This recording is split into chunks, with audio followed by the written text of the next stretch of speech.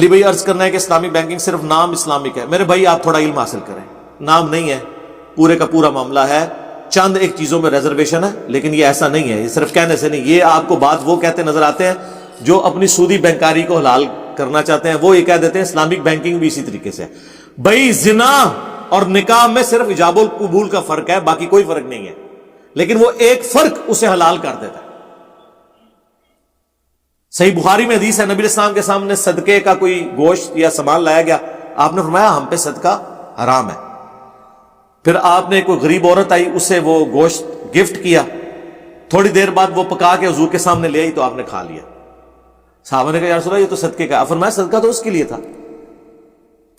یعنی جب ایک غریب کے پاس چلا گیا, صدقہ اس پہ لگ گیا. اب غریب آدمی کسی امیر آدمی کی اسی صدقے کے مال سے, زکات کے مال سے مہمان نوازی کر سکتا ہے. سمجھ آئیے آپ کو بات کی. تو ایک اتنے سے فرق سے تھوڑی دیر پہلے جو حلال حرام چیز تھی نبی اسلام کے حق میں صدقہ ہونے کی وجہ سے, کیونکہ محمد اور آل محمد پہ صدقہ اور زکات حرام ہے, وہ حلال کیسے ہوگی؟ اس کا موڈ چینج ہو گیا.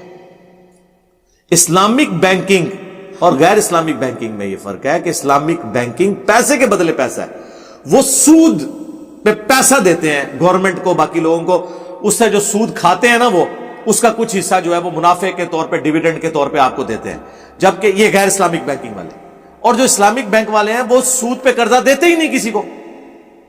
جائیں پرسنل لون لے کے بتائیں, پرسنل لون ہے ہی نہیں اسلامک بینکنگ میں, کیونکہ وہ تو پیسے کے بدلے پیسہ ہوگا. وہ کہیں گے لائے پلاٹ ہے, مکان ہم بنا دیں گے, اور پھر اس کے مشترکہ مالک ہوں گے, کرایہ ہمیں دیتے رہو گے, ظاہر ہے ہم مالک ہیں اس مکان کے کچھ حصے کے, اور ساتھ ساتھ تم باقی جو پیسہ ہم نے لگایا وہ ہمیں واپس کرتے رہو گے, اور تمہاری ملکیت حتیٰ کہ تمہاری 100% ہو جائے گی, پھر ساتھ قسطیں بھی ختم ہو جائیں گی.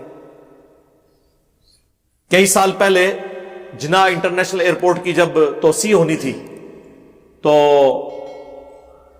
6 ارب روپے کی مشینری اسلامک بینکنگ والوں نے گورنمنٹ کو خرید کے دی ہے. پرسنل لون نہیں لیا, یعنی اسلامک بینک کٹھے ہوئے, انہوں نے کہا جی بتائیں کون سی چیز چاہیے, انہوں نے کہا جی یہ مشینیں ہیں, کتنی قیمت؟ 6 ارب. گورنمنٹ نے کہا پیسے, ان کا نہ پیسے تو نہیں دینے, ہم خریدیں گے. کس نے خریدا؟ بینک نے وہ ساری مشینری خریدی. جب انہوں نے خرید لی, انہوں نے اب حکومت کو کہا کہ اب بتاؤ یہ ہم سے تم کتنے میں خریدو گے؟ تو 6.25 ارب میں یا 6.5 ارب میں وہ مشینری ان بینک والوں سے حکومت نے خرید لی. گڈز انوالو ہو گیا نا, تو اوپر کے جو پیسے تھے وہ بینک کا پروفٹ ہو گیا. تو باقی کاروبار بھی تو اسی طریقے سے چل رہا ہوتا ہے نا. ایک بندہ کراچی سے لاہور سے سامان یا کپڑا لے کے آتا ہے, جیلم میں لا کے بیچتا ہے, تو اوپر کے پیسے نہیں رکھے گا وہ, یا جتنے کا لایا اتنے کا ہی دے گا وہ. جب گڈز انوالو ہو جائیں گی, میں پہلے بھی کافی دفعہ بول چکا ہوں. علی بھائی کیا کوئی شخص آپ کی تصویر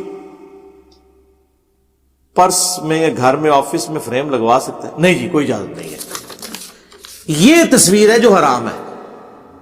پرس میں خیر ہے رکھ لیں یار, پرس میں رکھ سکتے ہیں کیونکہ وہ نمایاں جگہ پہ نہیں, لیکن فریم کروا کے جب آپ لٹکائیں گے نا تو اسی چیز سے سارا شرک شروع ہے. ورنہ صحابہ کرام کیا رسول اللہ کی تصویریں نہیں لٹکا سکتے تھے؟ جبکہ اس زمانے میں تصویریں بنتی بھی تھیں.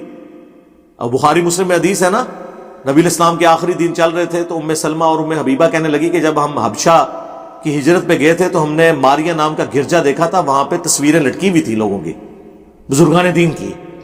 تو حضور علیہ السلام نے فرمایا ان میں یہی تو خرابی تھی, ان میں جب کوئی نیک آدمی یا پیغمبر فوت ہو جاتا تھا اس کی قبر پہ مسجد بنا لیتے تھے اور پھر وہاں پہ اس کی تصویریں لٹکا دیتے تھے. یہ لوگ بدترین مخلوق بنا کے اٹھائے جائیں گے, اور پھر اس کی عبادت بھی شروع ہو جاتی تھی. یہ آپ دیکھیں کتنے لوگوں نے پیروں کی تصویر لگائی ہے, پہلے تصویر لگتی ہے پھر اس پہ ہار بھی لٹکا لیتے ہیں, صبح جاتے ہوئے سلوٹ بھی مار کے جاتے ہیں. ہاں, تو جو رسپیکٹ کے لیے تصویر ہے نا وہ کل بھی حرام تھی, آج بھی حرام. یہ ویڈیو کیمرے والی تصویر کبھی بھی حرام نہیں تھی. پاویں مولوی پہلے سمجھتے سن, وہ ہٹتے ہی نہیں کیمرے کو, ایک لادا گال ہے. ہاں جی, وہ ایک بھائی نے بڑی سی بات کی تھی جی, کیمرہ پہلے حرام تھا ہے جی, اس کے بعد مباح ہوا کہ جائز ہے, پھر مستحب ہوا کہ نہیں جی بہتر ہے کیمرے ویڈیو بنائیں, اور اب کیمرہ فرض ہو چکا ہے, کیمرے کے بغیر مولوی سٹارٹ ہی نہیں ہوتا. نماز پڑھتے ہوئے بھی ویڈیو بنا رہے ہوتے ہیں. دیکھ لینا پوری دنیا میں مسلمانوں پر ہونے والے ظلم پر خدا کا عذاب سمجھیں گے آزمائش ہے؟ نہیں جی، یہ مسلمانوں نے خود اپنے اوپر ظلم کیا ہوا ہے. صحیح مسلم میں حدیث ہے اللہ تعالیٰ اس قرآن کی وجہ سے قوموں کو عروج دے گا، اس قرآن کی وجہ سے قوموں کو ذلیل کرے گا. تو مجھے بتائیں نا اس امت نے قرآن کے ساتھ کیا کیا ہے؟ اسی کو ڈاکٹر اقبال نے صحیح مسلم کی اس حدیث کو ٹرانسلیٹ کیا تھا، وہ زمانے میں معزز تھے مسلمان ہو کر اور تم خار ہوئے تارک قرآن ہو کر. تو یہ خاری جو ہم کاٹ رہے ہیں نا، یہ اپنی کیتی ہیں آگے آئی ہیں. ٹھیک ہے نا؟ سورہ آل عمران میں کہ تم ہی غالب رہو گے اگر مؤمن ہوئے. اس پہ ڈاکٹر اسرار صاحب نے بڑا سخت جملہ بولا تھا، اگر وہ میں بولتا نا انہوں نے کہنا تھا دیکھو جی اس نے اللہ نے جھوٹا کہتا ہے. تو ڈاکٹر اسرار صاحب بولا کرتے تھے یا قرآن جھوٹا ہے یا مسلمان پھر مسلمان نہیں ہے. تو قرآن تو جھوٹا نہیں ہے، قرآن کا وعدہ سچا ہے، مسلمان واقعی وہ مسلمان نہیں ہے. عرب کے بدوؤں کو اللہ نے دنیا کا امام بنایا نا اس قرآن کی برکت سے. تو اب یہ ذلت و خواری تو آپ کے سامنے ہے نا. یہ کوئی جذباتی باتیں نہیں، ریئلٹی ہے کہ ہمارے آباء و اجداد نے سینکڑوں سال سے قرآن ترجمے سے پڑھے نہیں. وہ ترجمہ تو 1920 میں ہوا ہے آ کے،